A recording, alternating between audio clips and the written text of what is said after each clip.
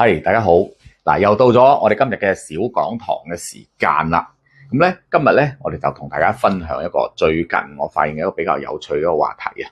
咁話說咧，Facebook 群組入邊咧，我就經常有關注一個賬號。咁咧，佢咧就唔係講一啲玄學嘅嘢嘅，佢係講一啲名人嘅，同埋或者過往一啲大嘅重要嘅社會事件裏邊嘅一啲主角咁樣嘅。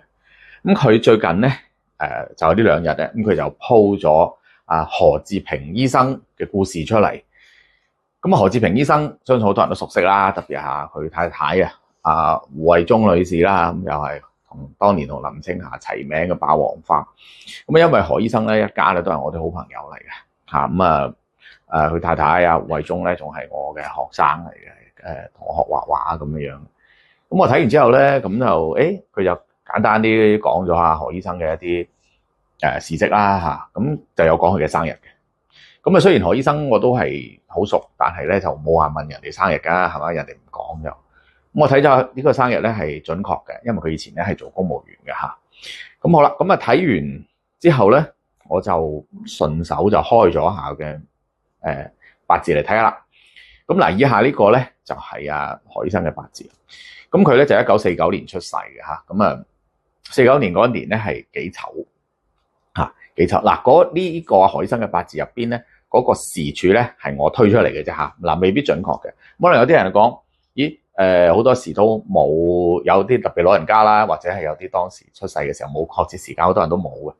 咁冇係咪好多嘢斷定唔到咧？咁其實都唔係嘅嚇。如果係即係經驗比較豐富嘅學命理嘅人咧，其實係可以推到個大概嘅。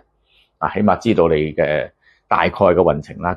咁尤其係屋企原生家庭嘅情況咧，係大部分都可以推出嚟嘅喎。咁大家可能覺得，咦係咪有啲誇張咧？咁嗱，其實唔係嘅。點解會諗起呢個話題咧？就係因為呢一個Facebook 賬號嘅呢一個人咧，佢就講啦，佢話1949年嘅某年月日，何志平咧就出生喺九龍城嘅一個普通家庭。咁但係我開個 Apps 一睇咧，咁我就當時我就已經覺得，咦，我話唔啱喎，何醫生嘅出生唔似一個普通家庭，而且咧佢係應該係屋企係有啲錢嘅。咁我就即刻去問何醫生，我話你係唔係普通家庭出身啊？我話小弟覺得唔係幾似喎。咁佢就即刻 send 咗篇文章俾我。原來佢之前係寫過一篇文章，係講佢嘅媽媽嘅回憶，佢媽媽。咁其中有講到佢童年嘅一啲情況啊。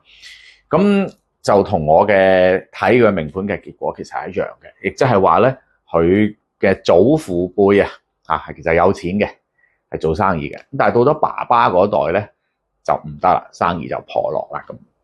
咁如果你問點解我又可以從佢嘅生日，我都可以推斷到以上呢啲情況咧？咁呢個其實涉及到八字入邊原生家庭嘅情況。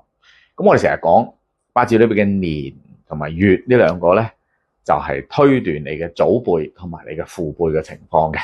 咁我哋睇下呢個八字咧就係何醫生咧就係己丑年嘅辛未月月卯時出世嘅。月卯時出世，咁月卯日出世嚇，咁時柱咧係我推出嚟，我哋唔好嚟討論時柱啲時柱管晚年同埋仔女嘅情況。好啦，我哋睇下先，佢係屬於月木生於未月咁未月係財月啦，係嘛？咁所以佢自坐財富。咁何醫生係有錢嘅喎，咁當然大家都知道佢係唔會窮啦，係咪？眼科醫生啊嘛，咁做過好多錢。咁但係我哋點解可以知道佢出世嘅時候都唔係普通家庭咧？我哋首先睇下佢嘅年柱己丑，係嘛？己丑一柱都係土，而且係月木嘅偏財。我哋成日講偏財就係代表做生意做生意不固定嘅收入就稱之為偏財。年柱嘅一柱偏財，通常就係代表咩？代表佢嘅祖輩係從商嘅，呢個信號係非常之明顯嘅。咁所以我斷定咧，佢祖父做生意嘅。咁從呢邊何醫生自己寫嘅啲文章裏邊，我都可以睇到佢祖父其實係做生意而且做得唔錯嘅。但係喺佢出世前幾年，亦即係抗戰嘅時候咧，因為日寇嘅侵擾所以佢爸爸盤生意係敗落咗嘅。咁我哋又睇下佢爸爸敗落咗，我係點睇出嚟嘅咧？係因為佢嘅月柱係辛未啊，辛未月柱，辛金對月係佢嘅七殺，係嘛？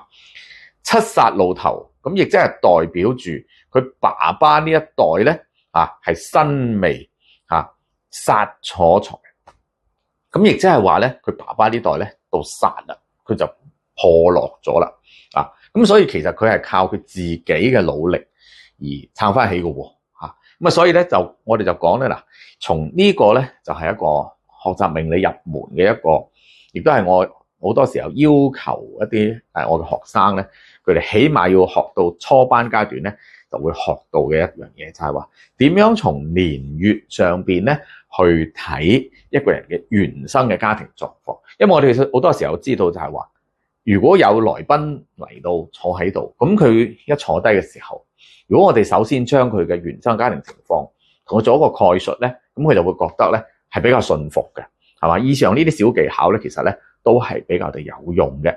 咁所以咧，我哋喺呢個入門嘅基礎知識裏邊咧，首先就要過到第一關，就係話原生嘅家庭情況係點樣去判定。